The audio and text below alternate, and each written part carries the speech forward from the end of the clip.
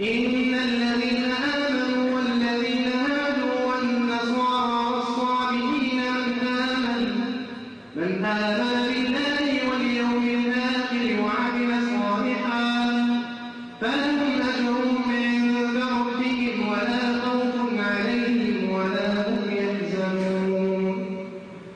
وإذ أخذنا ميثاقكم ورفعنا فوقكم الطور خذوا ما آتيناكم بقوة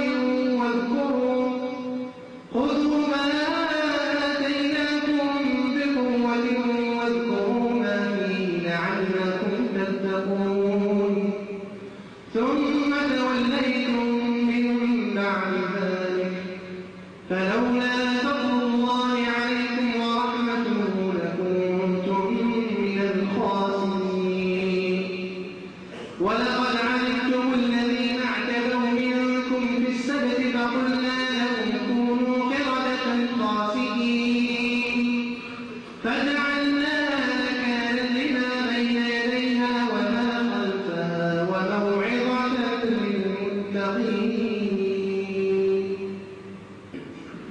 وإذ قال موسى لقومه إن الله يأمركم أن تذبحوا بقرة قالوا أتتخذنا هزوا قال أعوذ بالله أن أكون من الجاهلين.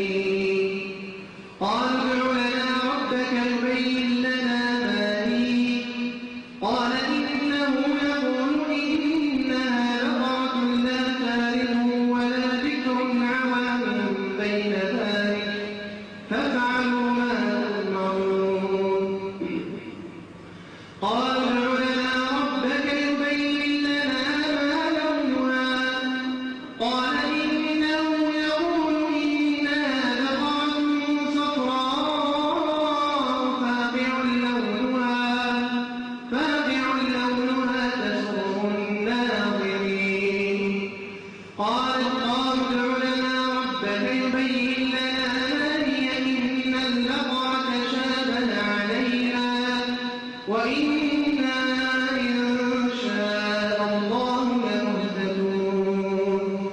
قال إنه يقول إنها بقرة لا ذلول تثير الأرض ولا تسقي الحرث مسلمة لا شية فيها.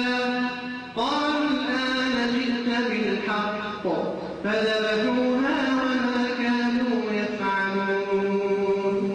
وإذ قتلتم نفسا فادارأتم فيها والله مخرج ما كنتم تكتمون فقلنا اضربوه ببعضها كذلك يحيي الله الموتى ويريكم آياته لعلكم تعقلون.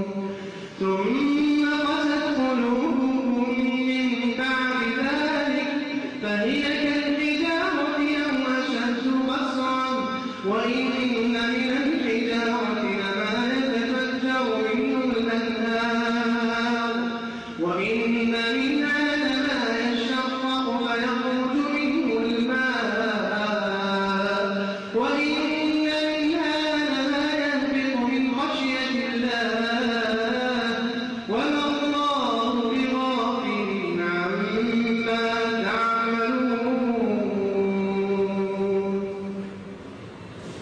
الله